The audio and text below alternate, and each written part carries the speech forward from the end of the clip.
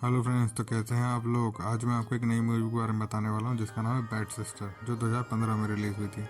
Movie की starting हम Jason नाम के एक लड़के को देखते हैं। उसे गाना बजाना बहुत ज़्यादा पसंद होता है। उसका पढ़ाई लिखाई में कोई ध्यान नहीं होता है और इसी कारण से उसकी फैमिली ही पसंद नहीं करती और हर बार उसकी बहन से कंपेयर करते रहते हैं। मूवी के अगले सीन में हम जोनस और उसकी सिस्टर जोया को स्कूल जाते हुए देखते हैं। वो अपनी स्कूल की वेकेशन एंड करके वापस स्कूल आ रहे हैं। ये स्कूल उस सिटी का बेस्ट स्कूल है। वहीं दूसरी तरफ स्कूल में एक नई टीचर की एंट्री होती है जिसका नाम सोफी है। सोफी का ट्रांसफर इस स्कूल में हो जाता है। सोफी बाकी सब सिस्टर्स की तरह नहीं थी। वो सबसे यंग, सबसे हटके और सबसे हॉट थी। उसकी बातों से लगता था कि कुछ ना कुछ गड़बड़ है। सोफी अपनी क्लास बिना प्रेयर के स्टार्ट कर देती थी। तभी जेसन की बहन जोया उसे टोक देती है और उसे बोलती है कि आपने बिना प्रेयर के क्लास स्टार्ट कर दी। तभी सोफी बड़ी चालाकी से जोया से ही पूरी प्रेयर करवाने लगती है। उसके बाद जेसन क्लास में एक लड़की से बात कर रहा होता है। तभी सोफी उसे देख के गुस्सा हो जाती है और उसे वहाँ से अलग बैठा देती है। स्कूल खत्म होने के बाद वो जेसन से मिलने के लिए जाती है। सोफी जेसन से पूछती है कि तुम्हारा और सारा का कोई चक्कर चल रहा है क्या। तभी जेसन इस बात को मना कर देता है और तभी सोफी को चैन की सांस मिलती है। पर अगले ही दिन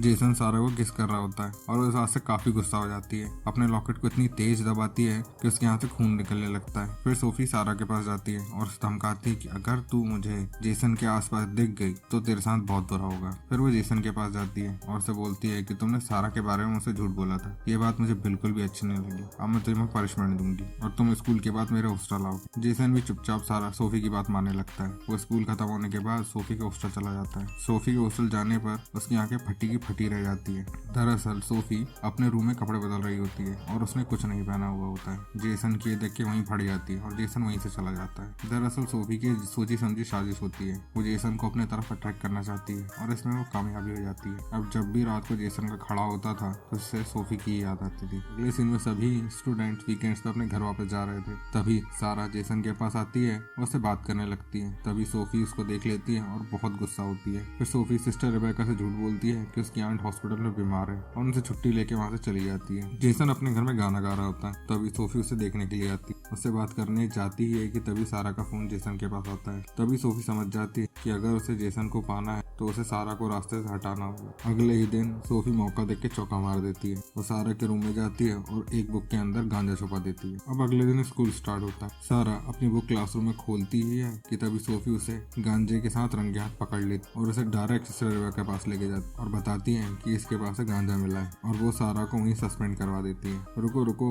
सोफी का इतना ही प्लान नहीं था। सोफी फिर अपनी दारू जेसन के रूम में भी रखवा देती है और उसे भी पकड़वा देती है। पर जब सिस्टर रेबेका उसे सस्पेंड करने वाली थी तो वो सिस्टर रेबेका को रोक देती और उसे बोलती है कि आप इसे सस्पेंड मत करिए, अब आगे से इसका ध्यान मैं रखूंगी। दरअसल सोफी जेसन के सामने अच्छा बनना चाहती कि उसने उसका फेवर किया और उसको सस्पेंड होने से बचा लिया ताकि जेसन उसे अच्छा समझे। बहुत चतुर बिल्ली है। तभी हमें सोफी की सच्चाई पता चलती है कि वो कोई सिस्टर विस्टर नहीं है, वो एक साइको है। उसका नाम लोरा है। लोरा ने जेसन को इंटरनेट पे गाना गाते हुए सुना था। तभी से वो जेसन की दीवानी हो गई थी और उसके साथ रहने के लिए वो सोफी को मार देती है और बदले में उसकी जगह सिस्टर बन के स्कूल में जाती है। और अब लोरा जेसन को कंट्रोल करना चाहती है और कंट्रोल करने के चलते ही वो स्कूल में उसे वीकेंड्स पे रोक लेती है जब सभी स्टूडेंट वीकेंड्स पे अपने घर जाते हैं। पर लोरा से एक भूल हो जाती है। वो जेसन की बहन जोया को भूल जाती है और जोया को लोरा पे काफी दिनों से शक है। और जब लोरा को पता लगता है कि जोया उसके लिए खतरा बन सकती है तभी वो उसको रास्ते से हटाने के लिए फिर एक प्लानिंग करती है। कतई शैतानी दिमाग।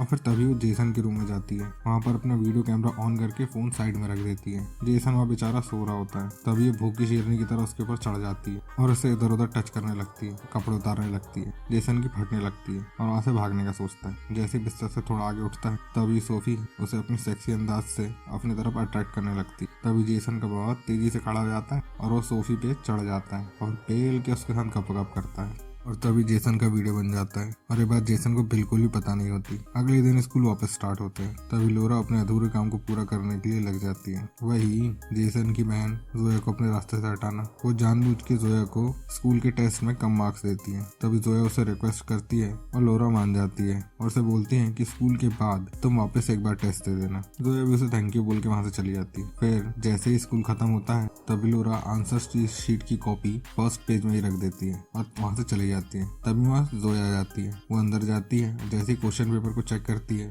लोरा वहाँ आ जाती है और उसे पकड़ लेती है और उस पर चीटिंग का इल्जाम लगा देती है और उसे डायरेक्ट सिस्टर रेबेका के पास लेके चली जाती है और उन्हें बताती है कि इसने चीटिंग करी है, इसे भी सस्पेंड कर दो। तभी सिस्टर रेबेका बोलती है कि जोया की ओवरऑल परफॉर्मेंस काफी अच्छी है और सिर्फ एक चीटिंग के कारण मैं उससे सस्पेंड नहीं करूंगी। और यहीं लोरा का प्लान फेल हो जाता है, वो वहाँ से चली जाती है। फिर सिस्टर रेबेका और जोया अकेले में बात करते हैं। तभी जोया उसे बोलती है ये बहुत ज्यादा पागल है, हर टाइम उल्टी सी हरकत करती रहती है, इसे तो प्रेयर भी बनाते नहीं आता। तभी सिस्टर रेबेका ये बातों को इग्नोर करती है और सोचती है कि शायद जोया बहुत ज्यादा गुस्से में, इसलिए ये सब बोल रही है। अगले सीन में हम देखते हैं कि जेसन चर्च में कन्फेशन करने के लिए जाता है। जैसे ही कन्फेशन रूम के अंदर बैठता है और फादर को कुछ बोलता है कि तभी वहाँ लोरा आ जाती है और उस पर भूखी शेरनी की तरह फिर से चढ़ जाती है और ये दोनों वहीं चर्च के कन्फेशन रूम में शुरू हो जाते हैं। गपा गप करते ही रहते हैं। उसी दिन किसी दूसरे चर्च का फादर वहाँ राउंड के लिए आता है। ये फादर सोफी को काफी अच्छे से जानता है, वो सिस्टर रेबेका को बताता है और तभी लोरा उसे देख लेती है और वहाँ से चली जाती है। वो जाती ही होती है कि तभी सिस्टर रेबेका उसे पकड़ लेती है, फिर से कि उसे झूठ बोलती है कि उसकी आंटी की तबीयत बहुत ज्यादा खराब है और उसे हॉस्पिटल जाना होगा।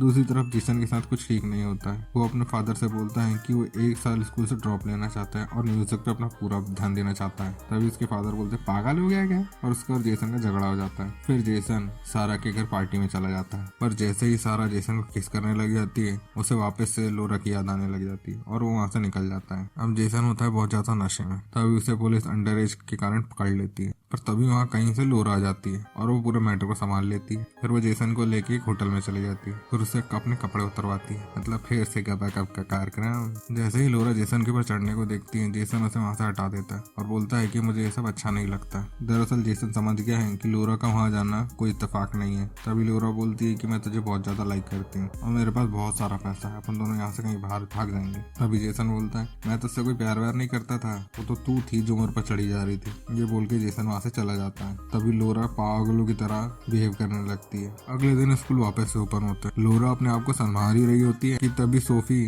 अपने फादर की पहुंच की वजह से वापस स्कूल में आ जाती है और उसे देख के लोरा की बहुत जलती है और फिर वो जेसन को सारा से बात करते हुए देखती है। उसका पारा फिर वहीं घूम जाता है। इसके बाद सारा बाथरूम में नहा रही होती है कि तभी लोरा वहाँ आती है और उसे मार देती है और सीन ऐसा सेट करती है कि सबको लगे एक एक्सीडेंट है। फिर लोरा जेसन के पास जाती है और उसे बोलती है मैं तुम्हें एक आखिरी मौका दे रही हूँ, अगर तुम वापस मेरे पास नहीं आए तो मैं मेरी और तुम्हारी कप की वीडियो इंटरनेट पे डाल दूंगी। और वो जाते जाते उसे हिंट भी देती है कि उसी ने सारा को मारा है। तभी जेसन की फटके हाथ पै जाती है, गलत जगह पर अपना पप्पू को छेड़ दिया। अब वो हर टाइम टेंशन में रहता है। अब वीकेंड्स पे वापस सभी लोग अपने अपने घर जाते हैं। तभी जोया समझ जाती है कि उसके भाई को कोई भयानक टेंशन है। फिर जेसन ना चाहते हुए भी जोया को सब कुछ बताता है, जिसके बाद वो दोनों डिसाइड करते हैं कि वो लोरा का सच सबके सामने ला देंगे और इसके लिए प्लानिंग करते हैं। और फिर इत्तेफाक से लोरा से भी एक गलती हो जाती है। वो सिस्टर रेबेका को बोलती है कि इसकी आंटी मर गई है। तभी सिस्टर रेबेका अफसोस जताने के लिए और फूल भेजने के लिए हॉस्पिटल में कॉल करती है और उनसे पूछती है कि यहाँ कोई सिस्टर सोफी आके अपनी आंट से मिलने के लिए आती है क्या। तभी हॉस्पिटल वाले बोलते हैं कि यहाँ कोई मिस्टर सोफी वोफी नहीं आती। तभी वो समझ जाती है कि जोया सही बोल रही थी। फिर सिस्टर रेबेका लोरा को अपने ऑफिस में बुलाती है और उसे सच बोलने को बोलती है, पर लोरा तो है साइको, उसे बिल्कुल फर्क नहीं पड़ता कि कोई क्या सोचेगा। फिर से वो सिस्टर रेबेका को मार देती है। और दूसरी तरफ हम देखते हैं कि जेसन और जोया दोनों जासूस बन के लोरा के कमरे में जाते हैं और उसके लैपटॉप को चेक करने लगते हैं। तभी उनको पता लगता है कि ये सोफी नहीं लोरा है। फिर वो दोनों लैपटॉप लेके वहाँ से चले जाते हैं। तभी पीछे से लोरा आ जाती है और वो जोया को मारने लगती है। तभी पीछे से सिस्टर रेबेका आती है और वो लोरा पे हमला कर देती है। तभी मौका देख के जेसन चाकू उठाता है और उसको मार देता है और मूवी यहीं पे खत्म हो जाती है। भाइयों, अगर आपको वीडियो पसंद आई हो तो इस वीडियो को लाइक करिएगा, कमेंट करिएगा, शेयर करिएगा और चैनल को सब्सक्राइब करिएगा। Thank you.